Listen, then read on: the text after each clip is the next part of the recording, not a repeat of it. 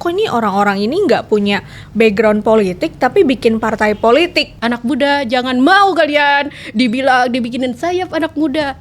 Padahal Gen Z sekarang lagi dijual-jual. Semua kita serang, semua kita lawan. Bapak Jokowi sebagai Presiden Republik Indonesia yang notabene bagi kami ada orang biasa yang bukan anak seseorang, nggak punya backingan politik besar, tapi akhirnya bisa. Tadi Sis Alfa sama-sama menjadi Menteri dan Wamen Kesehatan Mental. Mas Ketum tolong bilangin ke Mas Gibran lo. Titip ya. Silakan diklip, sebarkan sebanyak-banyaknya.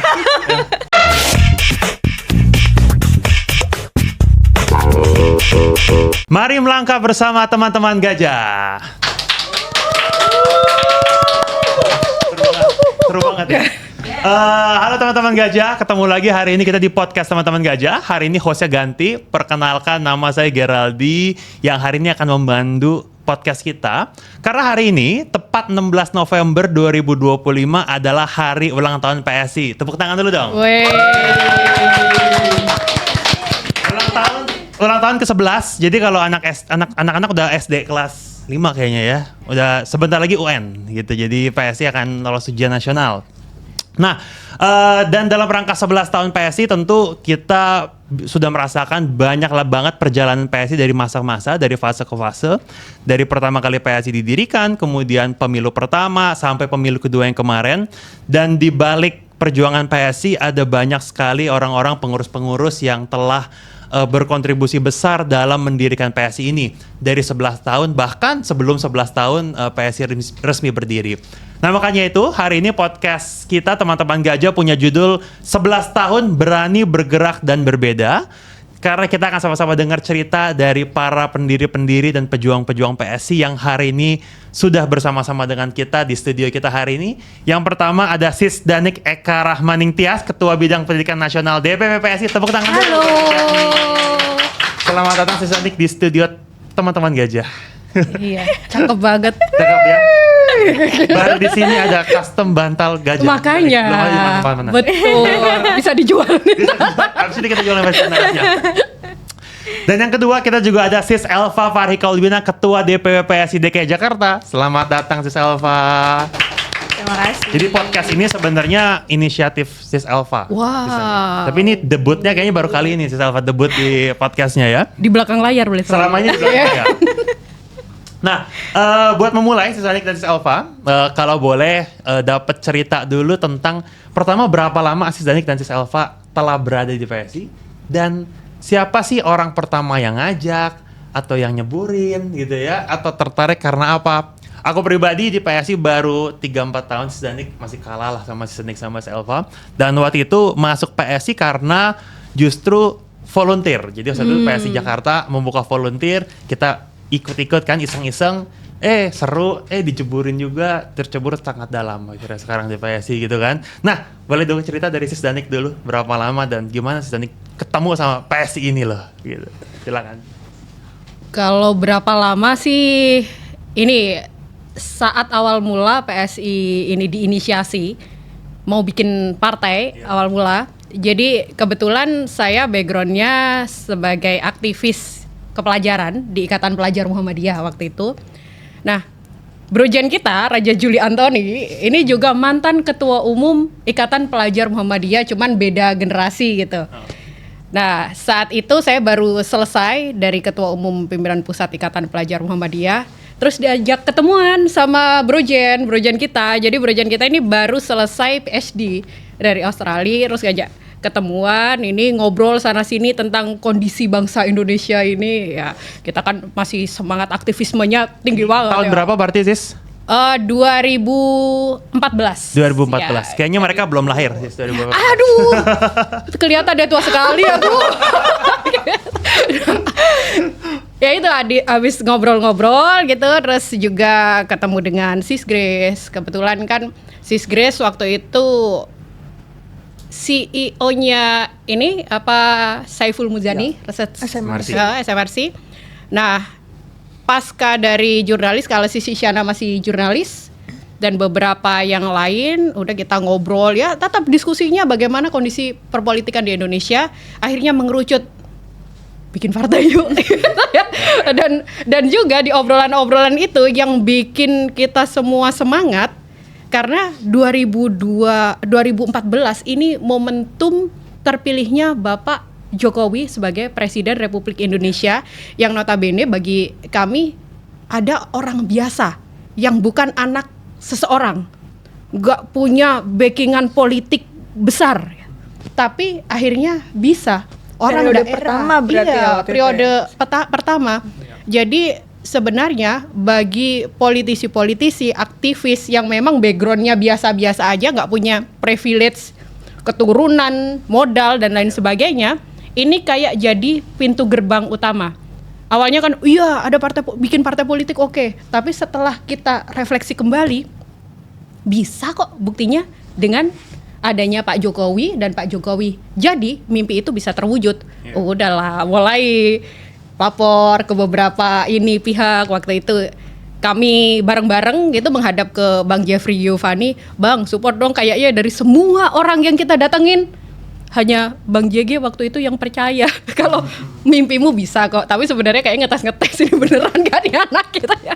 Ya itu perjalanan nggak terasa sih. 16 November nanti udah 11 tahun. Iya, jadi ibu gajah nanti. Sebelum ke Sis Anik, kalau Sis Anik flashback ya, saat itu sebenarnya apa yang tadi selain faktor ada ketokohan Pak Jokowi gitu ya, apa yang mempersatukan teman-teman waktu itu Sis? Apalagi kan kalau berdasarkan cerita-cerita ini udah lintas generasi, kemudian lintas organisasi juga. Lintas iman Juga gitu kan.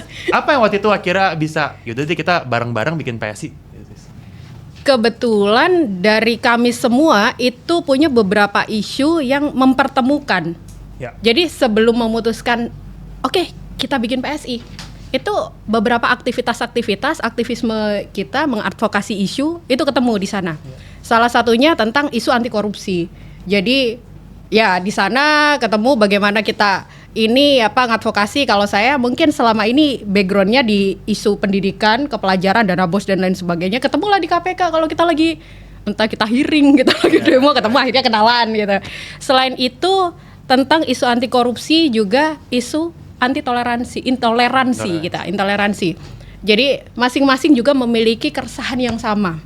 Nah, dari keresahan itu dan sebelumnya juga saling mengenal, ya udah duduk bareng, ternyata ya kita bisa loh nanti kita bikin satu partai politik yang juga akan membawa misi ini untuk langkah-langkah advokasi di ranah politik.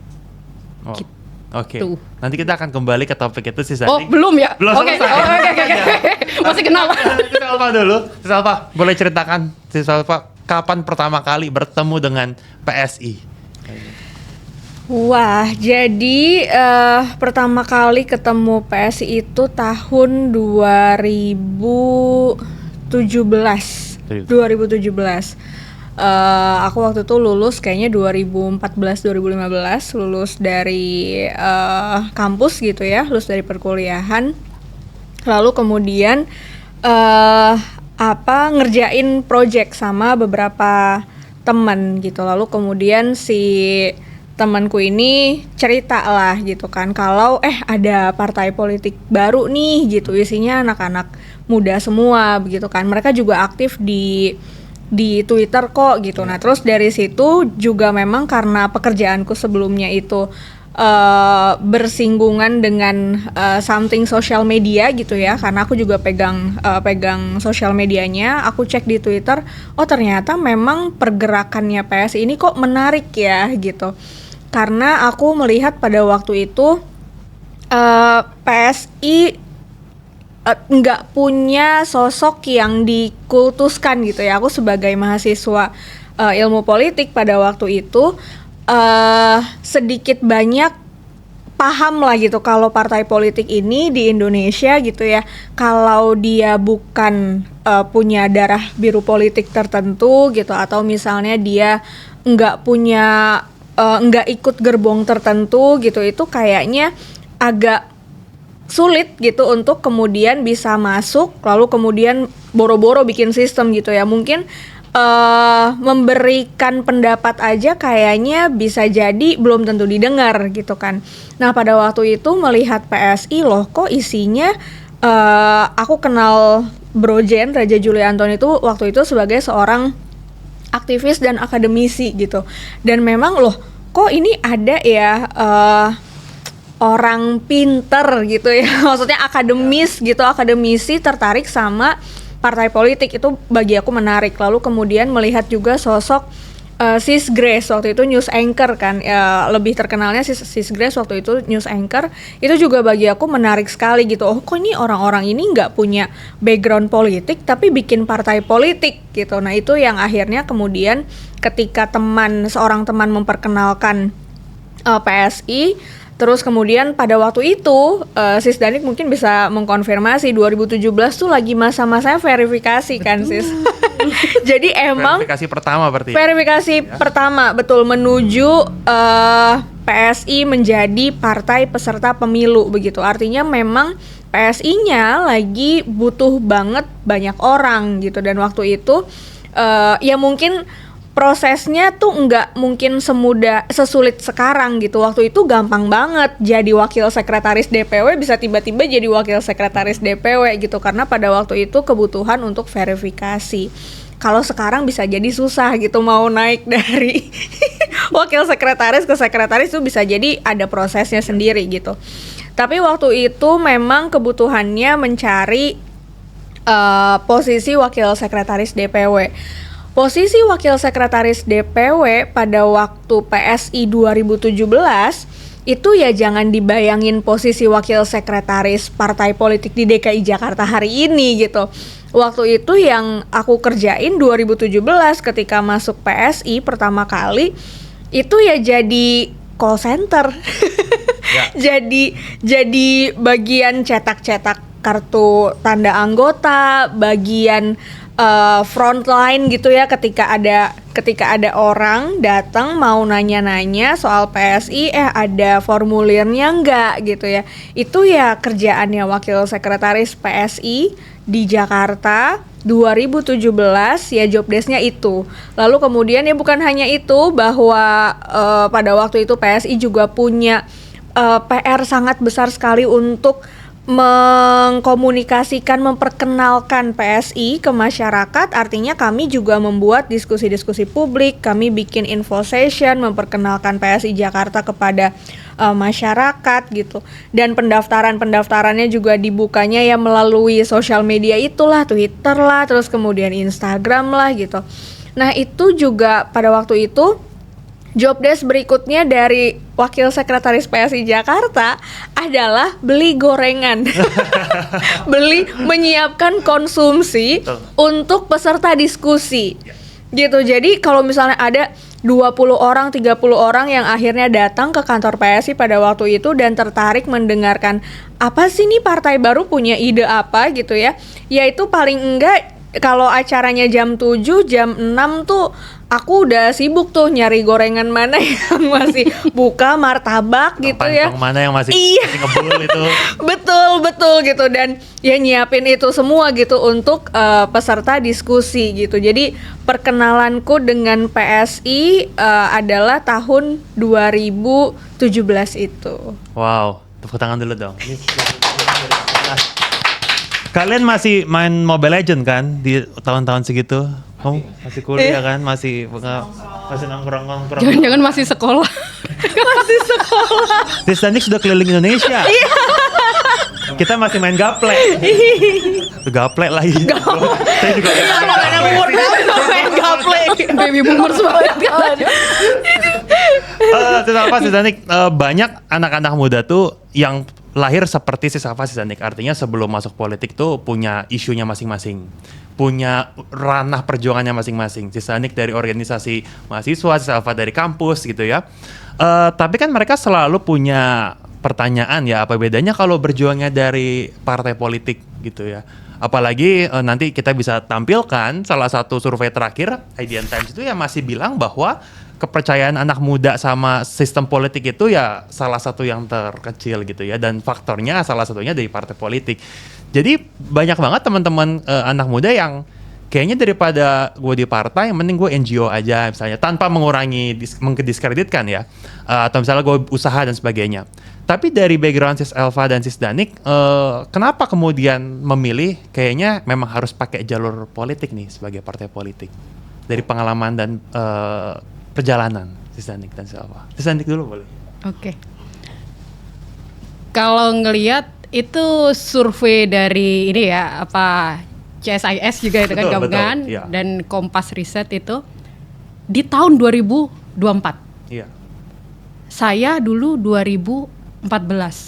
Jadi gap 10 tahun itu juga akan berpengaruh pada pola berpikir, perkembangan teknologi yang tentunya sampai menghasilkan, oh iya, aku lebih nggak percaya di partai politik dibanding dengan NGO.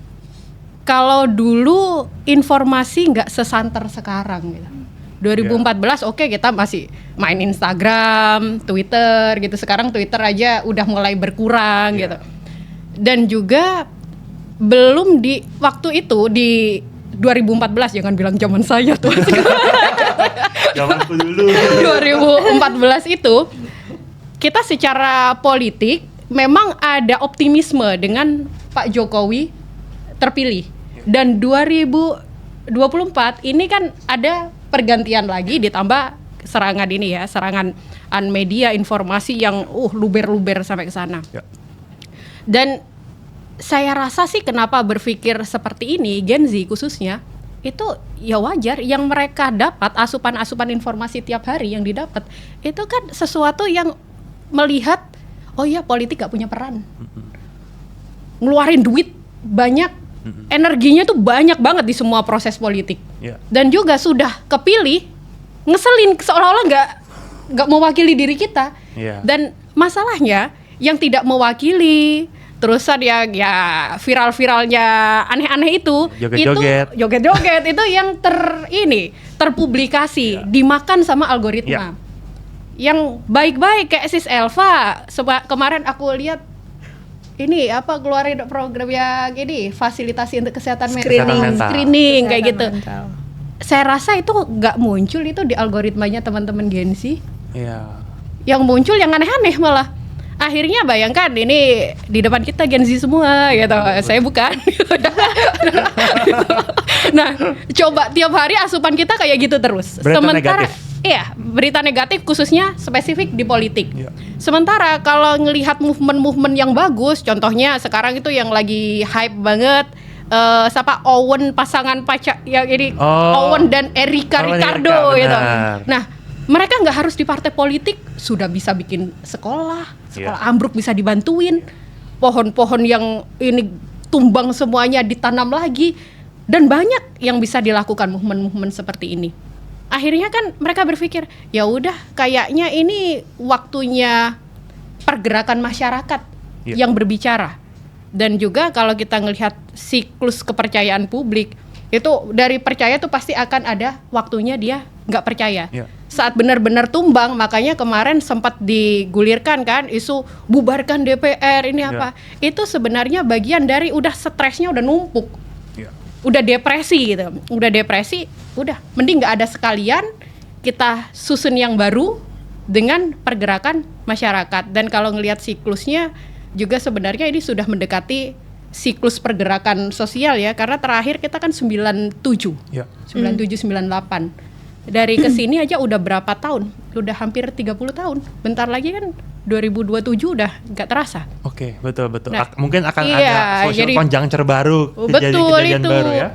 Makanya kalau seandainya membandingkan kenapa saya dulu tertarik, gampang sebenarnya. Kalau anak-anak muda 2014-an itu bisa tertarik, sekedar kita bilang, kamu bisa dapat sinyal sampai di daerah, itu siapa sih yang bisa menentukan? Oh ada kebijakan, kita tarik-tarik, oh iya kebijakan. Bahkan kita dari bangun tidur sampai tidur lagi, semua diatur lewat kebijakan. Dan kebijakan itu yang ngisi orang dalam proses politik. Proses politik rekrutmennya ya dari politisi-politisi yang masuk di politik. Nah kan itu relate bagi kita saat itu. Cuman sekarang di 2024 ini, sampai ya 2024 sesuai dengan riset itu, banyak hal-hal yang nggak perlu proses politik. Karena yang seharusnya melakukan itu, membuat kebijakan itu, seolah-olah nggak peduli dan nggak ada fungsi bagi Gen Z. Iya. Ya, makanya cara meyakinkan itu, saya jadi tertarik di riset itu. Saya juga baca-baca itu, wah miris banget. Yang mau dan tertarik di politik dari Gen Z yang cuman, ini totalnya kan 70%, Ya, betul, mayoritas. 70% ini peduli. Jadi yang 30% anggaplah ini udah main game aja lah, nggak peduli gitu. Yang peduli dengan sosial politik dan lain sebagainya itu 70%, dan hanya 1% yang mau terlibat dalam Ya. partai politik. Lainnya nggak peduli. Nah, ini tantangan sebenarnya nanti bagi Iya. PSI, apalagi sudah gajah ya.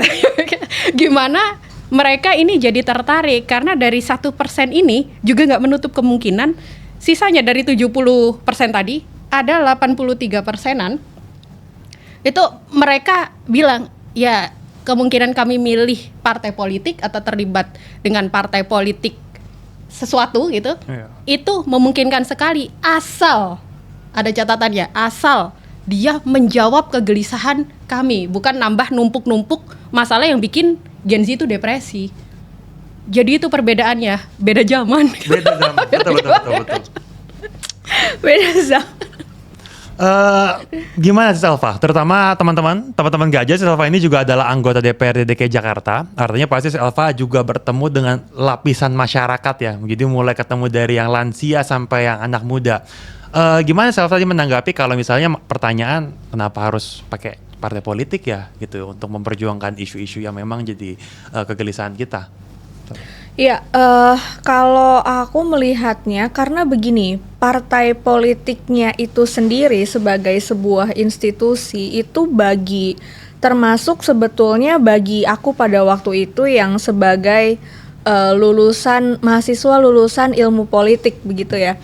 Pada waktu itu apa sih yang ada di pikiranku tentang partai politik? Satu, sebetulnya aku tertarik. Ya mungkin karena aku sudah terpapar kan dari perkuliahan gitu. Bahkan sebetulnya jadi anggota DPRD itu kan aku selalu bilang di beberapa momen itu tuh cita-cita memang jadi anggota DPRD. Sis dari cita-cita jadi anggota DPRD gitu. Tapi relate. Iya, cita-cita jadi anggota DPRD, terus kemudian itu udah align aja tuh, sekolah SMA ngambilnya IPS, perkuliahan ngambilnya ilmu politik, kemudian aktif di waktu itu jadi presiden himpunan mahasiswa jurusan, ikut juga organisasi ekstra kampus gitu ya, sampai akhirnya bergabung di partai politik. Pada waktu itu yang ada di pikiran anak lulusan ilmu politik ini agak susah masuk partai politik karena itu tadi, partai politiknya jadi kayak punya gap jauh banget gitu sama terutama aku pada waktu itu ya, kasusnya adalah aku nih bukan anak siapa-siapa gitu kan. Aku tinggal di pinggiran Jakarta gitu, di Ciputat waktu itu sih. Di Ciputat gitu, kayaknya ngelihat partai politik kok jauh banget gitu ya, dilihatnya partai politik ya hari ini mungkin ketika melihat partai politik yang dilihat kan pejabat kan. Nah pejabat-pejabatnya pada waktu itu kan politisi-politisinya kelihatannya ya memang berjarak gitu, sampai akhirnya tadi ada sosok Pak Jokowi gitu ya, yang bisa loh dia pakai keliling cuma pakai kemeja putih sama celana hitam, sepatu Keds biasa gitu. Oh ternyata ada ya gambaran politisi tuh boleh ya kayak begini ya, ternyata bisa ya politisi kayak begini ya gitu. Itu yang akhirnya kemudian membuat aku ya merasanya membuat politik tuh jadi jauh banget, partai politik jadi jauh banget sama masyarakat, sama gambaran ideal masyarakat gitu. Kayaknya itu nggak untouchable gitu loh, kayak nggak bisa digapai gini politik ini dan partai politik itu sendiri begitu. Nah ya itu tadi balik lagi sampai akhirnya kemudian ada partai beda nih, partai ini kok agak lain nih gitu kan, bergeraknya kok agak lain, dia mirip NGO tapi dia partai gitu pada waktu itu ya 2017 gitu. Itu yang pada akhirnya aku memutuskan juga untuk bergabung dengan PSI. Oh enggak, ternyata politiknya masih ada harapan gitu. Jadi politik ini ternyata masih ada harapan yang harapannya tuh juga sepertinya harapannya bukan harapan yang klise atau jauh gitu dari gapaian gitu, karena ini isinya anak-anak muda nggak punya background politik juga kok, berarti mereka sama kan sama saya gitu loh. Relevansi dan merasa keterhubungan itulah gitu yang akhirnya menurutku hari ini PSI bisa menjadi harapan itu tadi untuk anak-anak muda hari ini begitu. Karena aku juga pribadi ya aku bukan siapa-siapa, orang tua aku biasa-biasa aja gitu. Tapi kemudian di PSI inilah akhirnya aku bisa membuat sebuah sistem partai politik. Aku didengar gitu ya. Ini jauh banget gitu di PSI ini ketemu sama Sis Danik waktu itu Wasekjen gitu ya. Mungkin kalau di partai politik lain susah banget ketemunya dan segan-segan kayak apa tahu ngantrinya gitu. panjang kayaknya. Iya, ngantrinya panjang, terus kemudian segan mau ngomong, aduh nggak berani gitu kan, siapa gua gitu kan.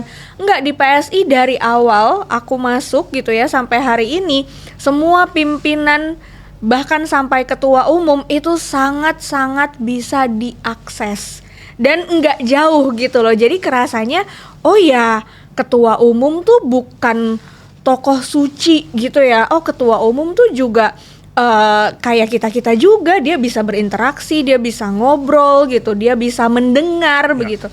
Itu yang sepertinya hari ini kalau melihat apatisme pasti ada, dan benar banget tadi yang kata Sis Danik bilang, karena paparan informasi terkait politiknya banyak banget yang negatif gitu. Tapi di sisi lain aku masih punya optimisme gitu ya, bahwa teman-teman anak-anak muda juga masih punya harapan kok terhadap partai politik gitu. Nah itu dia panggilan untuk seluruh alumni ilmu politik se-Indonesia. Anda lulus jangan kerja di tempat-tempat lain, politik dulu. Saya sebagai alumni ilmu politik juga sih Tani. Ya, jadi saya seangkatan, nanti saya nyerang angkatan sendiri. Jadi politik sedikit sih. Ini kan ironis ya. Jadi ironis bahwa mungkin inilah dampak semakin belajar, mungkin orang jadi semakin mengerti, orang jadi semakin enggan akhirnya ya. Padahal ya teman-teman yang mempelajari ilmu politik ataupun bukan selalu terbuka untuk bergabung ke politik. Nah, nyambung ke Selva dulu. Jadi kita mau mengadres beberapa kritik ya yang dilontarkan oleh publik misalnya terhadap PSI. Ngeri-ngeri. Kenapa diadres? Karena seringkali kan kita mungkin publik melihat dari luar gitu ya, atau melihat dari yang Sis Danik bilang pemberitaan ataupun framing-framing yang memang sepihak dan sebagainya. Kritiknya sederhana. Misalnya dia bilang PSI sekarang sudah beda karena sudah nggak muda lagi. Misalnya yang 2014 sekarang kan ke 2025 berarti udah nambah 10 tahun misalnya. Kemudian ada address, oh berarti PSI udah nggak muda lagi dong gitu ya. Atau misalnya dari isu-isunya dan sebagainya. Kalau ada orang yang kritik seperti itu, gimana sih Selva misalnya mengadres bahwa gimana ya framing anak muda dan politik? Karena bukan cuma PSI, sekarang semua partai sama-sama menjual anak muda gitu kan. Semuanya punya sayap muda, semuanya punya program anak muda. Semuanya bilang mereka mengakomodir anak-anak muda gitu ya. Artinya kan persaingannya ini kalau mungkin dulu 2014 persaingannya PSI yang juara nih masalah anak-anak muda. Nah sekarang nih semuanya menggunakan barang dagangan yang sama gitu kan, dalam konotatif negatif. Selva, boleh minta perspektif terkait itu? Iya, sederhana ya. Kalau bagi aku melihat di mana dikasih kesempatan anak-anak muda itu sebetulnya. Hari ini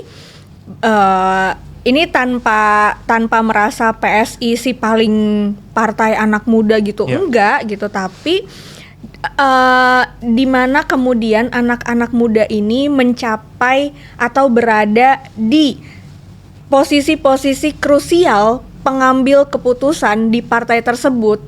Siapa anak-anak siapa nih yang ada di sini gitu loh. Misalnya hari ini Geraldi sekretaris provinsi ya kan, sekretaris PSI tingkat provinsi DKI Jakarta. Hari ini Geraldi bisa lihat profil sekretaris provinsi partai politik di DKI Jakarta seperti apa. Ngeri-ngeri. Ngeri-ngeri kan? Ngeri juga lah. Wakil ketua DPRD misalnya gitu kan, atau siapa gitu, itu jadi di situ aja liatnya gitu, bahwa misalnya kemudian masyarakat bilang, oh PSI-nya nggak lagi muda dong gitu ya. Menurutku nggak bisa langsung loncat ke sana. Begitu, dan cara kita semua mengadresnya hari ini ya seperti itu. Hari ini dilihat dong pimpinan kita di tingkat pusat gitu ya, hari ini Mas Ketum, Mas Kaisang Pangarep itu udah terbukti ketua umum yang usianya paling muda gitu di antara ketua-ketua umum partai politik lain gitu. Aku misalnya ketua DPW PSI Jakarta gitu, itu juga masih relatif muda walaupun hari ini ada Manik dari Perindo. Tapi masih PLT. Manik. Kita undang kapan-kapan kayaknya Manik. Sorry Manik gitu, tapi aku juga nggak jauh-jauh beda gitu sama Manik gitu kan. Gitu, jadi menurutku itu cara kita mengadres. Nggak perlu misalnya kayak oh enggak kok kita bikin statement gitu ya, mengklarifikasi enggak PSI tetap muda dan lain-lain segala macam gitu. Bagi aku membuktikan itu kemudian dengan kegiatan-kegiatan, dengan aktivitas-aktivitas gitu ya, dengan kemudian PSI tetap punya sistem organisasi kepartaian, manajerial organisasi yang modern hari ini, itu menurutku cukup bisa membuktikan bahwa PSI akan tetap muda. Akan tetap mudanya itu artinya adalah sistem kepartaian yang kita bangun itu akan selalu relevan pada usia berapapun gitu, karena yang kita omongin transparansi, akuntabilitas gitu, terus kemudian profesionalisme kerja begitu, itu kan relate banget sama usia-usia produktif gitu ya, yang hari ini oh ya kita memang harus punya etos kerja yang bagus misalnya. Ya ngomongin etos kerja yang bagus bukan cuma di ranah swasta, hari ini misalnya anak-anak milenial dan Gen Z banyak bekerja gitu, tapi ya di partai politiknya juga harus punya sistem yang profesional gitu, supaya sistem ini bisa relevan sampai kapanpun gitu, dan pada generasi manapun. Seperti itu kalau menurutku. Sis Danik, boleh melanjutkan? Apalagi Sis Danik dalam hal di posisi sebagai DPP tentu punya tantangan nih, bagaimana menjaga roh anak mudanya ini kan di dalam sistem kepartaian ini. Gimana Sis Danik? Kayaknya aku walaupun milenial rasa Gen Z. Semuanya Gen Z nggak apa-apa. Gen Z ala Indonesia. Nah, yang ini ya, yang perlu kita lihat dari semua varian partai politik yang mencoba mengambil ceruk anak muda. Ya, karena seperti yang kita ketahui bersama, 2029 pemilih muda Gen Z khususnya itu 31%, Bu, gitu.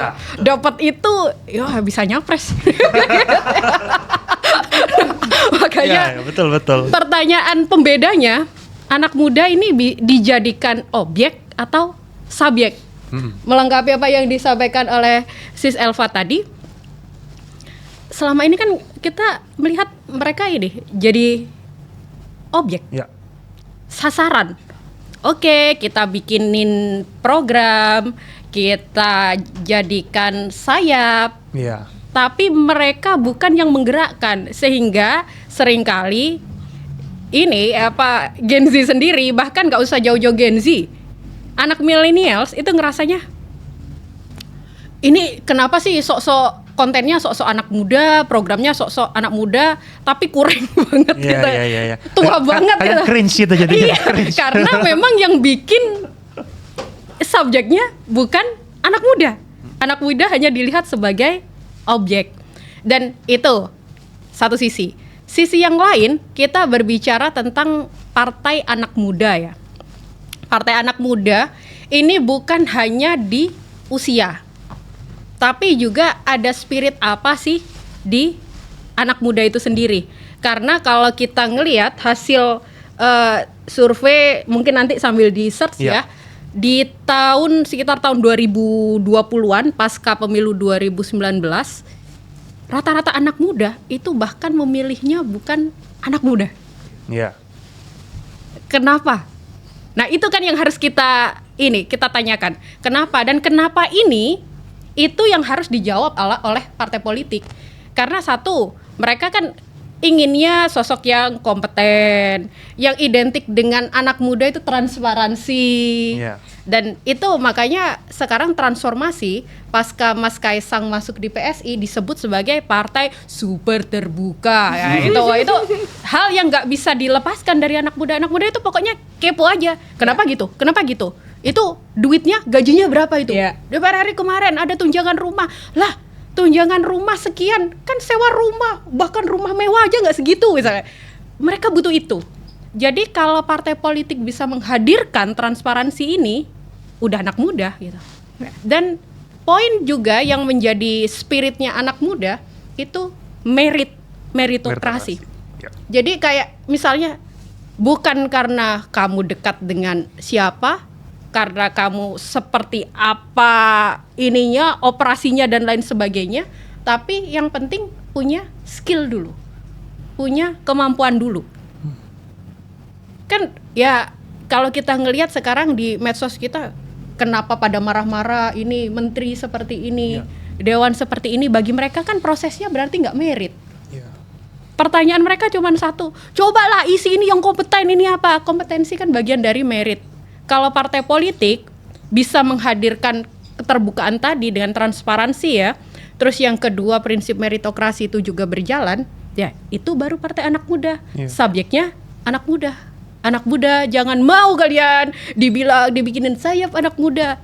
Padahal Gen Z sekarang lagi dijual-jual untuk pemilu 2019. Iya, nggak tahu juga, maksudnya kayak tanpa mengecilkan sama sekali ya gitu. Ya mungkin pada posisi PSI juga harus mulai mempertimbangkan apakah kita butuh juga membuat sayap-sayap partai itu gitu. Tapi hari ini berapa lama teman-teman di sayap-sayap partai ini untuk kemudian misalnya jadi sekretaris DPW? Udah dari berapa lama mereka gabung nih? Ada nggak tapi kesempatan yang nggak usah ngomongin akan berapa lama ya kita akan sampai ke sana gitu. Nggak usah ngomongin itunya. Dikasih nggak nih kesempatan itu? Jangan-jangan nggak dikasih juga begitu loh. Jadi makin lama nih anak muda ini dikasih kesempatan untuk berada di posisi pengambil keputusan di dalam partai politiknya itu sendiri. Begitu. Baru saya mau nanya kapan PSI bikin sayap, udah terjawab masalah Pak. Kalau nggak faedah jangan dibikin dulu. Kan faedah ntar. Nah, aku mau ngelanjut nih. Jadi kita kan akhir-akhir ini banyak sekali menemukan sosok-sosok anak muda di politik yang luar biasa, tapi di luar Indonesia. Misalnya kita kalau di Thailand kita punya Move Forward Party, yaitu punya pita yang hampir semua penelitian bilang mereka bisa berhasil karena aktivisme anak muda plus tokoh si PM-nya yang luar biasa. Kemudian terakhir kita punya Zohran, yang juga terkenal dengan karisma dan tokohnya. Nah, Sis Danik, anggaplah ini pertanyaan basic. PSI punya nggak sosok-sosok seperti itu? Dan gimana kita nyiapin punya sosok-sosok yang seperti itu, Sis Danik? Kalau sekarang punya banget dong. Dan itu tidak dinafikan di dalam proses politik, harus ada tokoh sebagai magnetnya. Karena ide sebesar apapun kita mau gerak dengan grassroots yang kuat, tapi nggak bisa bikin publik tuh nengok, itu udah jadi ini masalah sendiri untuk berkembang. Iya akan bertahan, tapi ya bertahan gitu aja, nggak akan bisa berkembang. Dari contoh-contoh yang disampaikan, itu terjadi karena ada seseorang yang bikin nengok kan. Dan kita di awal kami menyadari nih ya di PSI, dulu nggak ada tokoh yang bikin nengok. Sehingga kita lihat kan perolehan kita di 2019, perolehan pemilu kita, dan di sana itu juga sebenarnya dengan langkah-langkah yang idealis itu bukan sesuatu yang buruk, itu bagus sekali. Kalau kita ngelihat startnya yang lain ya jauh gitu, jauh. Jadi kalau kita mau bikin alat ukuran langkah yang idealis itu bisa dilakukan dan terbukti. Hanya saja untuk berkembang, untuk jadi nengok itu harus ada tokoh. Kalau dulu ya dengan cara bikin lah akhirnya, bikin toko. Iya. Bikin toko, siapa kita naikkan, di isu apa, terus seperti itu. Tapi proses bikin itu juga butuh waktu Perjalanan sendiri. panjang. Sementara kita pemilihan juga gak ada negonya. Jangan dulu, belum selesai, belum jadi. Kita belum siap, tunggu dulu, tahan. Tahan dulu. Enggak, siap gak siap, tetap gitu. Iya. Jadi udah gak ada upaya, oh ya ini belum, kalian dikasih kelegaan waktu, itu nggak ada. Dan sekarang dengan adanya sosok Mas Kaesang, ini salah satu kekuatan baru dan kami jadi lebih optimis lagi. Ada kekuatan idealisme di sini, ada sosok yang bikin publik itu nengok. Ya. Itu yang sangat kita butuhkan saat ini. Ya. Sis Elva, sebagai salah satu tokoh yang Sis Daning sampaikan, yang juga lagi dipersiapkan PSI, benar ya Sis ya? Gimana Sis Elva melihatnya? Dan aku tambahin pertanyaan isengnya, semenjak Mas Kaesang menjadi ketua PSI, Sis Elva merasa terbantu nggak? Atau justru jadi kontraproduktif? Waduh. Ngebantu nggak ya Mas? Lo? Ditonton ya Mas podcast kita yang hari ini. Tentu sangat terbantu. Ya. Kayak jauh sekali. Betul yang Sis Danik sampaikan tadi ya. Begitu di internal deh ya Sis ya.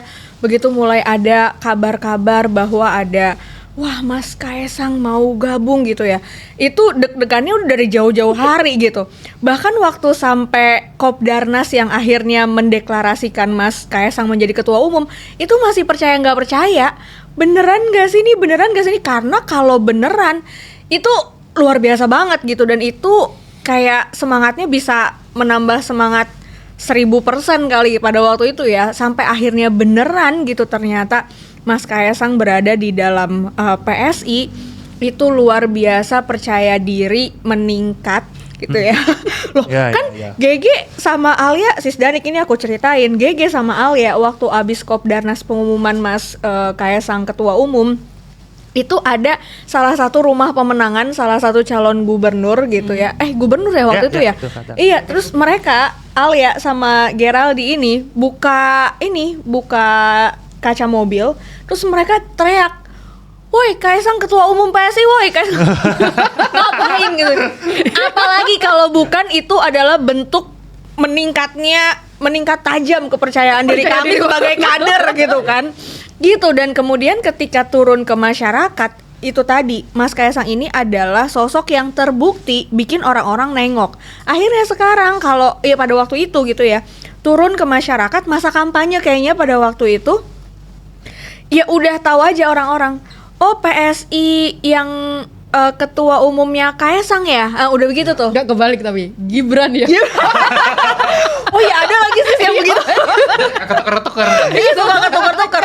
Ingat banget waktu sampai Mas Ketum bikin ini kan, bikin name tag itu bukan Gibran. Iya, tapi itu sangat menumbuhkan kepercayaan diri kader sih pada waktu itu. Gampang banget jadinya ngenalin PSI gitu.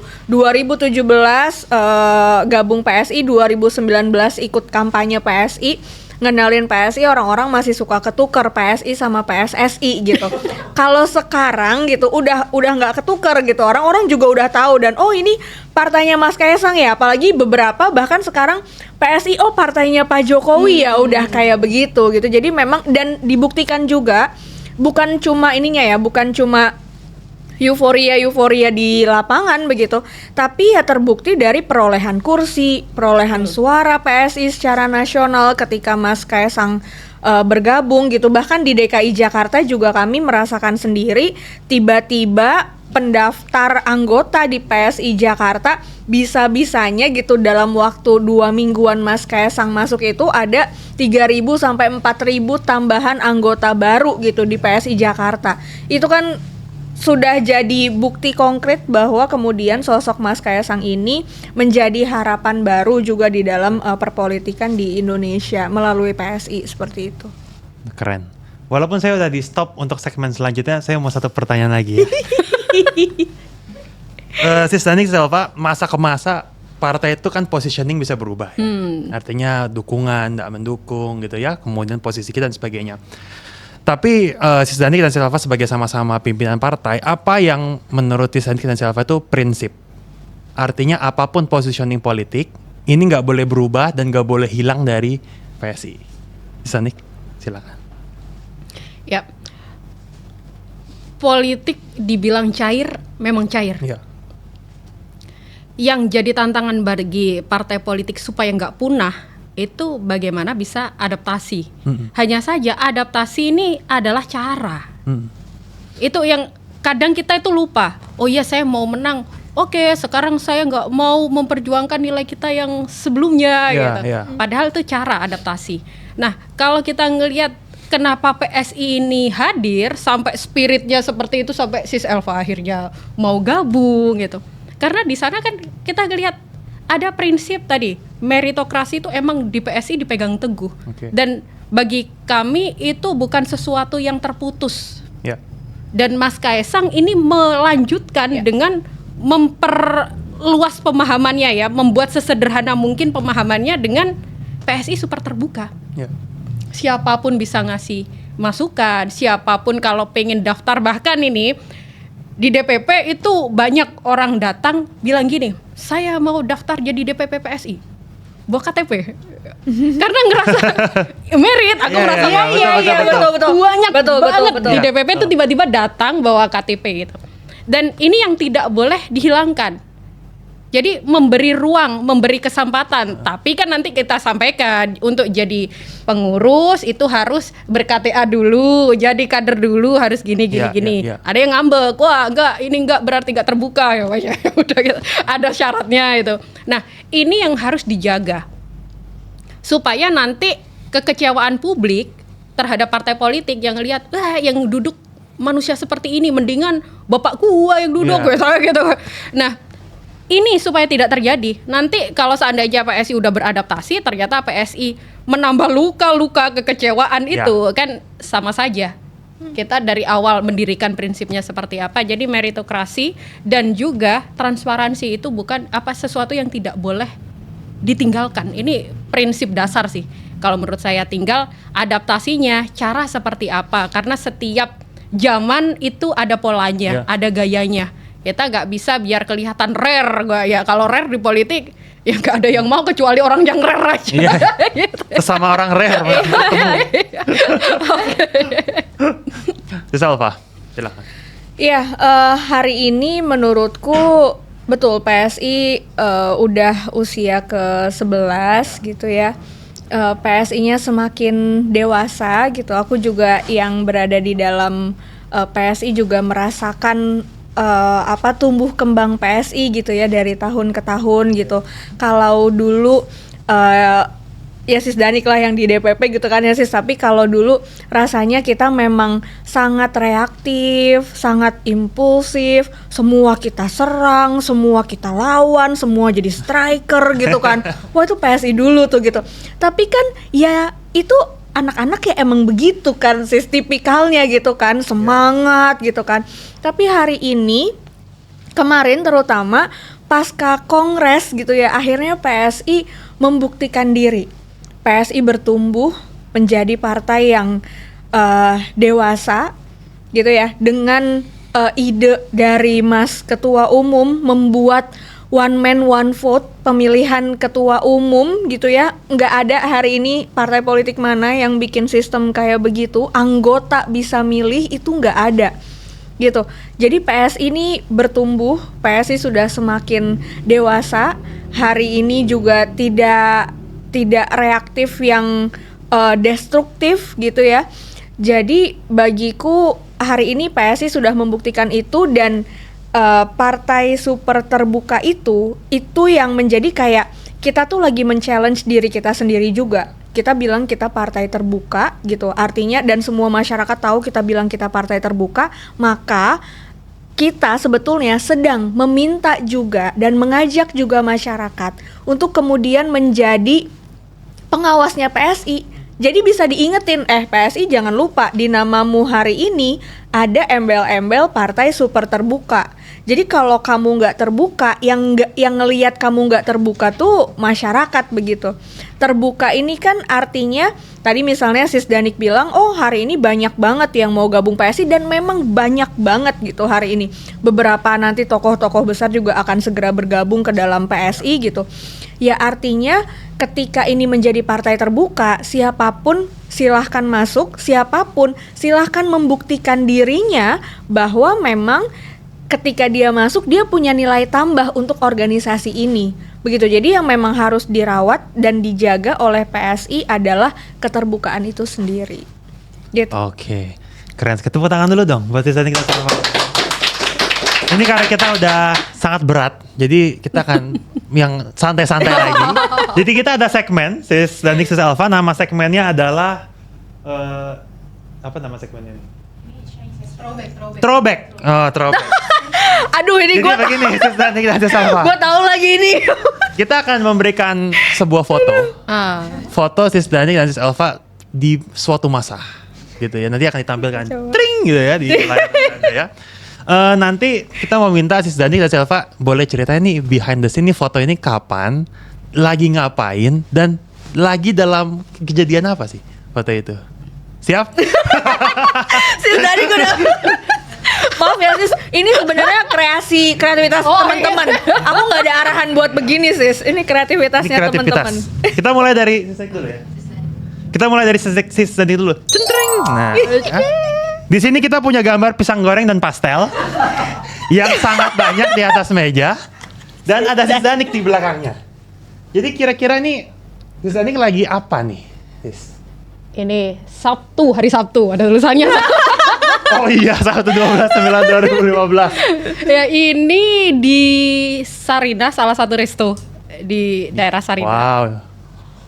Ya ini kita coba tawar dari segitu banyak ya resto yang paling murah. Ya tahu udah nemu salah satu resto ini, dan waktu itu kita lagi buka pendaftaran lewat website kita. Ya. Orang yang tertarik untuk memperbaiki bangsa. Ya, karena ini judulnya Sis, kami bukan siapa-siapa tanpa kamu. Iya, jadi ini semua anak-anak muda yang datang ya cuman sekedar punya keresahan dan mau ngapain. Di sana kita bikin FGD awalnya ya pemaparan umum, terus dibikin kelompok-kelompok sampai akhirnya ada ya program bikin website, dan salah satunya Bro Uji Baskoro itu nemunya di sini. Oh, pertemuan pertamanya di sini. Iya, nemunya di Shout sini. out to Mas Uji. Terus kita lihat pas lagi FGD yang punya background IT Iya. ngumpul satu kelompok, punya background ini peneliti penulis ngumpul satu kelompok. Oh, menarik. Jadi kita Ya, bikin ya. kelompok-kelompok, dan nanti DPP waktu itu membagi kelompok, melakukan ini menggali ide sampai diturunkan menjadi RKTL. Oke. Nah, ya salah satunya beruji, iya website harus gini, itu kita harus punya sistem semacam siap ini Ya, siap lah dulu, namanya bukan siap lah ya. Terus udah gini, oke kalau kayak gini harus jadi kader PSI. Oke, Kalau gitu mau aja. ngambil pisang goreng ini harus jadi kader PSI dulu. Nah, itu. Jadi itu yang dilakukan saat itu karena kami tuh tahu ya PS ini selain masih baru, kita nggak punya kekuatan apapun. Ya salah satunya ya melibatkan itu crowdsourcing. Nah, Ya, jadi crowdsourcing. gimana kita narik ya energi terus potensi dari semua orang yang mereka akhirnya dengan sukarela tanpa digaji, tanpa dibayar, dia bilang aku ingin membuat sebuah karya untuk PSI. Ya, pulang dari situ semua berkarya untuk PSI. Ber-KTA. Itu dulu sih. Gitu. Jadi kita bikin acara kayak gini minggu depan ya. Ya. Semuanya ya. Di sini mereka semua juga tidak digaji untuk PSI. Bercanda guys. Kalian digaji semuanya. Terus kita kena ini. Thank you Sis Danik. Sis Danik masih muda sekali teman-teman. Iya, Sekarang juga masih muda sih. Maaf ya Sis Danik, kalau mas saya salah kayaknya. itu tapi emang ini sih. Tahun berapa itu sih berarti? 2015 ya masih 20-an lah 2015. itu. Sekarang kan udah di atas 30. Ini kayaknya udah nggak ada di tempat makannya nih. Udah di Pugar. Iya, makanya jadi bugar ya, ada Sarina baru ya. Iya. Nggak pernah lihat namanya Demang Coffee and Lounge. Ya, siapa Wah, tahu di mau- mention udah Siapa tahu namanya. dia mau sponsor untuk acara kita selanjutnya.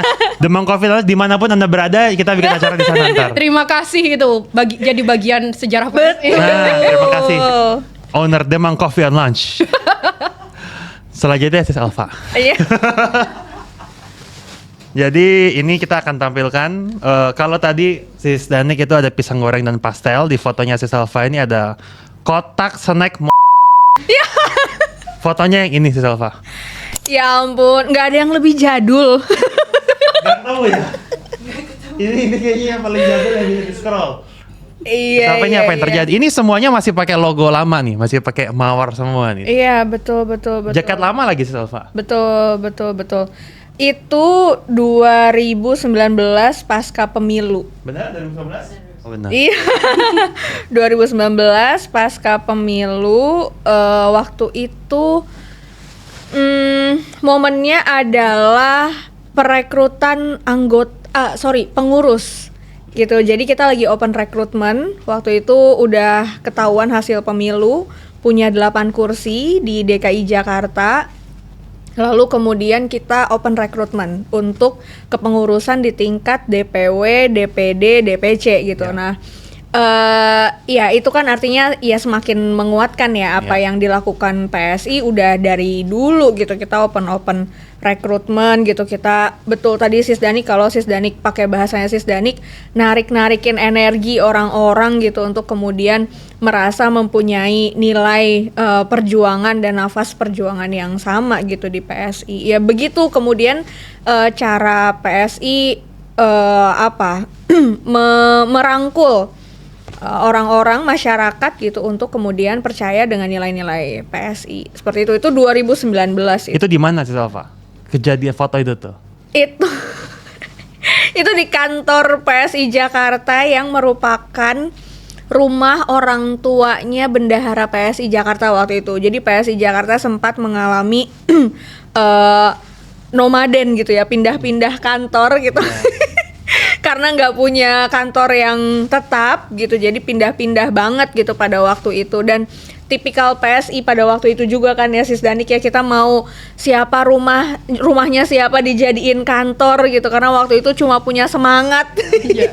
Sis Alfa ini Gitu. sebenarnya ada foto besarnya nih. Ini foto gede. Iya. Nanti penonton kayaknya nggak boleh lihat. Ya ampun, iya itu bersama 2 anggota DPRD terpilih pada waktu itu. Iya betul. 2019 itu di itu kantornya waktu itu di gang kecil, rumah dari rumah orang tua bendahara DPW PSI Jakarta pada waktu itu.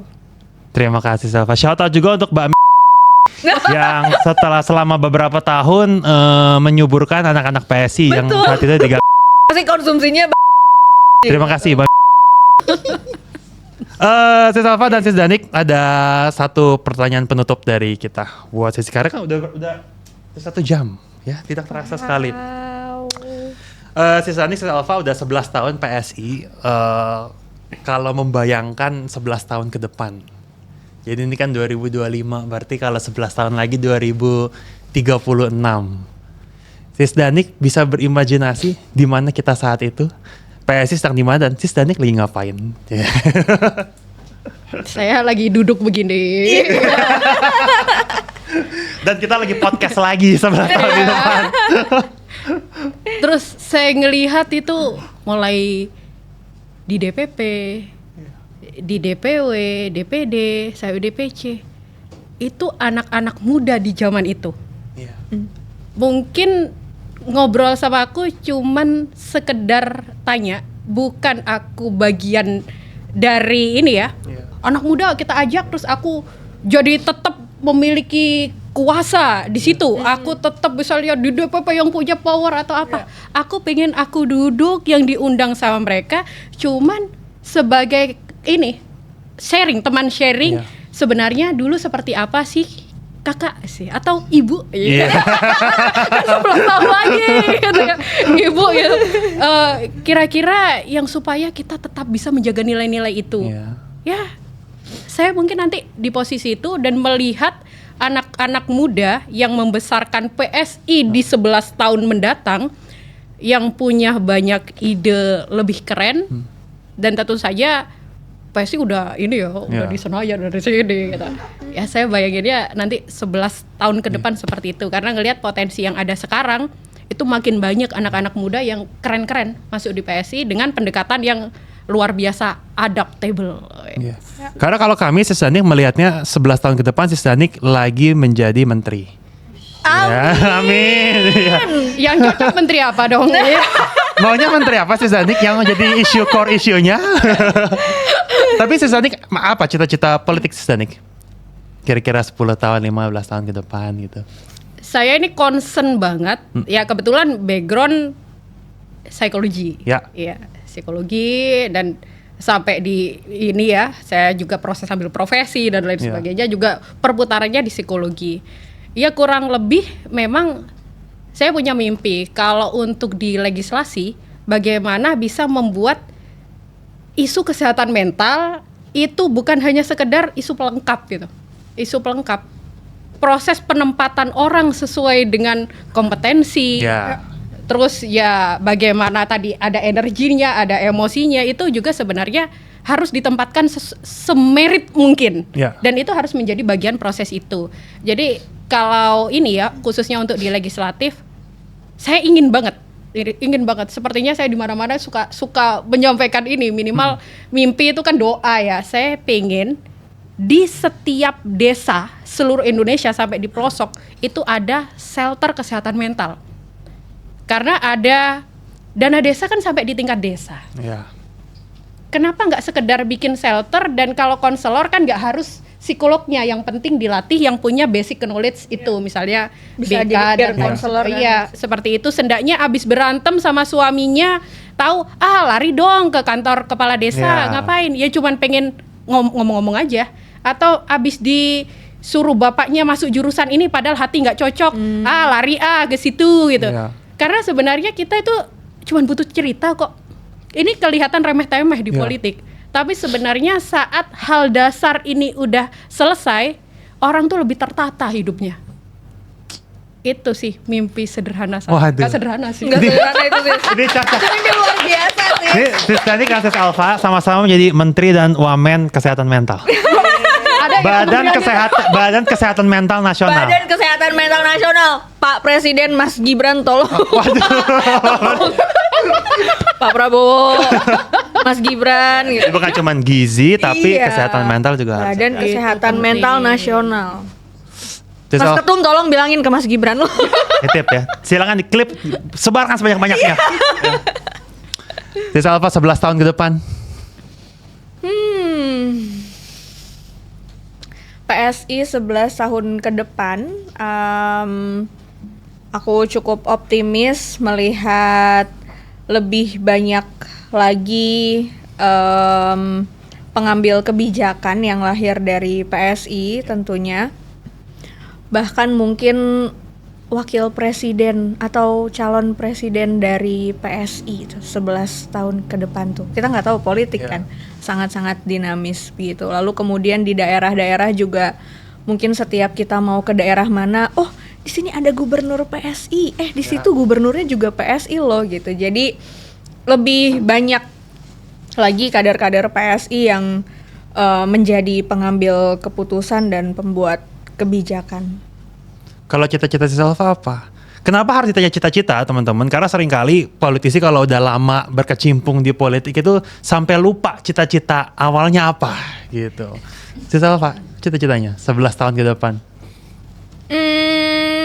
Kalau 11 tahun yang lalu itu aku masih punya cita-cita pengen jadi anggota DPRD dan sekarang udah jadi anggota DPRD.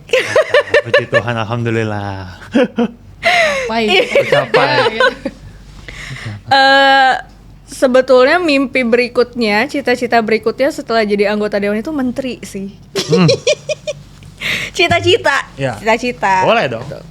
Mungkin menteri atau kepala daerah kali ya. Isu apa Sis Alfa yang paling mengganjal buat Sis Alfa? Belakangan sebenarnya gini, kalau dari dulu spesifiknya menterinya tuh menteri sosial. Jadi mungkin aku secara sadar atau tidak sadar gitu ya punya ketertarikan sama isu-isu tentang kesejahteraan sosial sih. Gitu, atau ya kalaupun memang nggak jadi menteri ya jadi filantropi gitu. Iya. Gitu. Menteri sih, tapi kalau karir gitu ya, karir politik kebayangnya ya kalau nggak menteri kepala daerah, mudah-mudahan.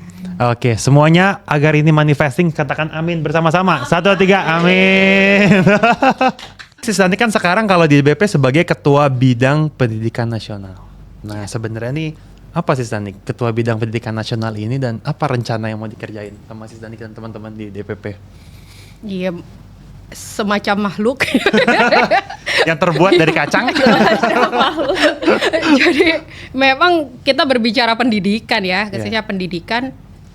Pemerintah sudah melahirkan kebijakan-kebijakan yang cukup progresif. Iya. Seperti contohnya ya MBG itu menyasar. Iya. Kita ngomong pendidikan, kalau kita melihat hierarki kebutuhannya Abraham Maslow, Iya. janganlah kita berpikir aktualisasi, kita mau membuat diri kita cerdas, berkarya seperti apa. Kalau kebutuhan dasar, kalau untuk anak-anak sekolah ya gizinya gak selesai. Itu Iya. sudah dilakukan oleh pemerintah. Terus selanjutnya kayak sekolah unggulan, Iya. sekolah rakyat. Jadi juga tidak memukul rata kebutuhan, oh ya sekolah rakyat untuk orang-orang yang gak mampu. Tapi banyak loh anak-anak yang juga punya kompetensi, pintar, gak punya akses, akhirnya dibuat sekolah unggulan gitu ya. Garuda. Sekolah unggul Garuda gitu. Nah, itu sebenarnya upaya-upaya yang dilakukan. Hanya saja dari bidang pendidikan nasional PSI, kami tuh melihat seperti ini. Anak yang saat ini SD, profesinya nanti saat dia dewasa itu nggak ada. Oke. Ini kan PR sebenarnya. Jadi dia sekolah sekarang SD. Nanti kalau udah dewasa, dia punya skill sesuai zamannya, tapi profesi itu nggak pernah masuk di pengetahuan dia. Dia nggak tahu ada kerjaan itu. Nggak tahu dan nggak disiapkan. Secara personal juga tidak mampu menangkap ini, adaptifnya itu nggak ada. Nah, dan juga banyak sekali dari pelajaran-pelajaran sekolah yang keren-keren banget, apalagi kalau udah juara di bidang ini. Hanya saja saat dimasukkan ke dunia nyata, jangankan nanti 10 tahun ke depan, saat ini aja bingung ini dijadiin apa. Sekedar saya belajar hukum Newton, saya belajar tentang hukum prinsip ekonomi dan lain sebagainya. Lah, terus ketemu mau jadi content creator, mau jadi sekarang AI lebih pintar daripada manusia gitu. Terus apa fungsiku gitu? Sekarang tergantikan oleh AI. Nah, akhirnya di sini kita mencoba menjembatani bagaimana kondisi kehidupan yang setiap waktu itu berganti. Terus ini keilmuan yang ada, PSI ada di sini sebagai jembatan, satu, menyiapkan secara personal si anak Gen Z-nya ini sesuai dengan singkatannya GIGA, generasi inspiratif, gigih dan adaptif. Ayo hafalin Giga. Gitu, Giga.